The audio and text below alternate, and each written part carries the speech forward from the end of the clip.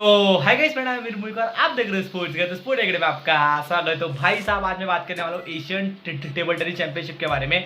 तो देखो, सबसे पहली बात देखो यार, मैंने इसको पूरी तरीके से अच्छी तरह से फॉलो नहीं किया है बिकॉज यार इसका कहीं पे ब्रॉडकास्टिंग भी नहीं हो रहा था। मैंने यूट्यूब पे एक बार सर्च करके देखा था तो मुझे कुछ ऐसे रिजल्ट आए नहीं, कोई ऐसा चैनल आया नहीं। बट जब मैंने आज चेक किया, आज मुझे पता था कि आज 2 सेमीफाइनल्स होने वाले अपने मेंस डबल्स के। तो उसमें से मैंने एक ही देखा, जो हमारा शरद कमल वाला था वो मैंने देखा। उसके बारे में थोड़ा बाद में बात करेंगे। एक इसलिए देखा यार बिकॉज देखो यार, मेरे पास सिर्फ 1 GB डेटा रहता है, उसमें जो अपलोड भी करना रहता है, रिसर्च भी करना रहता है, मैचेस भी दिखने रहते हैं। इसलिए मैंने जो एक वाला था वो मैंने नहीं देखा। अगर आपको वो देखने हैं सारे मैचेस तो उस लाइव स्ट्रीम का मैं लिंक आपको नीचे दे देता हूँ, आप स्टार्टिंग से देख लेना। बिकॉज वहाँ पर शुरुआत के हमारे दोनों मैचेस थे, तो आपको ज़्यादा ढूंढने का इतना मतलब नहीं है। आप सीधे स्टार्टिंग में जो आपको पहला मैच आपका जो आपका फर्स्ट सेमीफाइनल था वो देखने मिलेगा, फिर अपना सेकंड सेमीफाइनल देखने मिलेगा, तो आप देख सकते हो। तो जैसे मैंने बोला यार, 1 ही GB नेट रहता है, इसीलिए मैंने पहला मैच नहीं देखा और सेकंड मैच देखा। तो उसके बाद में बात करेंगे। तो सबसे पहले हम बात करते हैं, आप जो अभी मैंने रिजल्ट हुए, कितने हमने मेडल जीते, उसके बारे में बात करते हैं यार।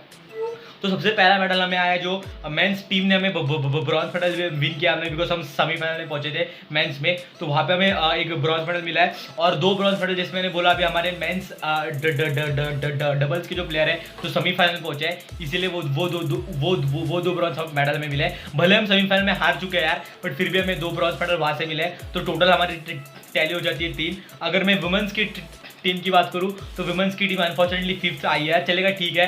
उन्होंने उनको थाईलैंड को हरा के 5th स्पॉट उन्होंने लिया है। 3-1 से उन्होंने थाईलैंड को हराया है। अगर मैं इंडिविजुअल की बात करूं तो मेंस की अगर मैं बात करता हूं तो वहाँ पे क्वार्टर फाइनल तक हमारे शरद कमल पहुंचे थे और उसके बाद वो हार गए।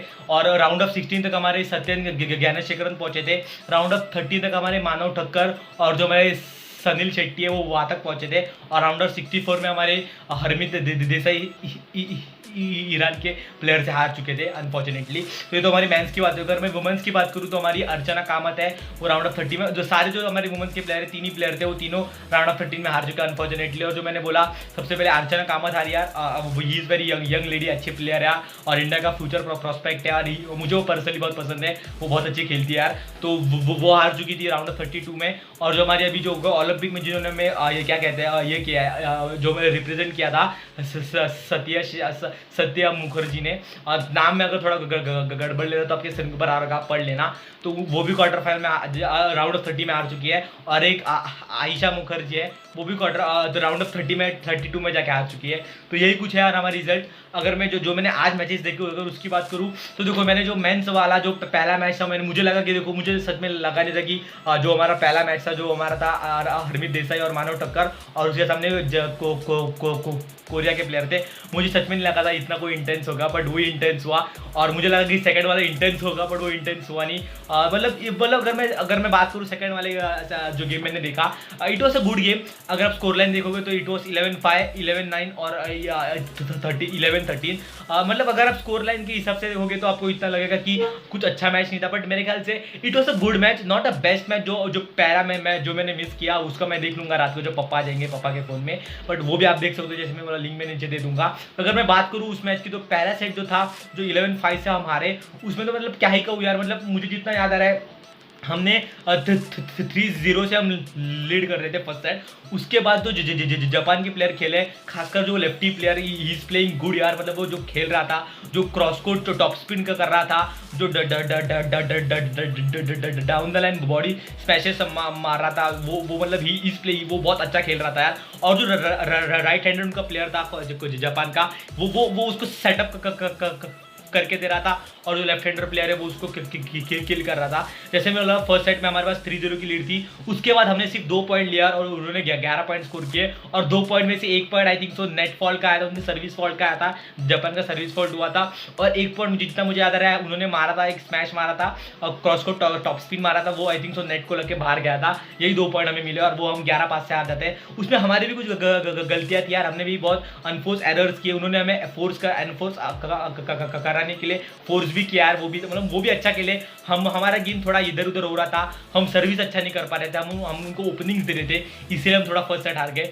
तो ये तो बात हुई हमारे फर्स्ट सेट के बारे में। अगर मैं सेकंड सेट की बात करूँ तो सेकंड सेट थोड़ा इवन स्टीवन जा रहा था, जितना मुझे याद आ रहा है। एक समय पे स्कोर 3-1 था, उसके बाद इंडिया की टीम ने थोड़ा सा कमबैक किया 3-4 के साथ। उसके बाद उन्होंने फटक से एक आध 2 पॉइंट ले लिए और स्कोर हो जाता है 5-4। उसके बाद एक आता है कॉन्ट्रोवर्शियल पॉइंट आता है उस मैच में। वो क्या हुआ था, 5-4 से था और हमारी सर्विस थी, हमारी सर्विस की सत्येंद्र ज्ञानेश्वर ने, और वो सर्विस फॉल्ट दे दिया अंपायर ने।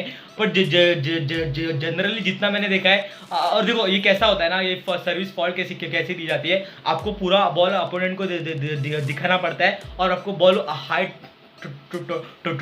टॉस करना पड़ता है। तो इसमें सत्येंद्र ज्ञानेश्वर ने हाई टॉस नहीं किया था, ऐसा एम्पायर का मानना था।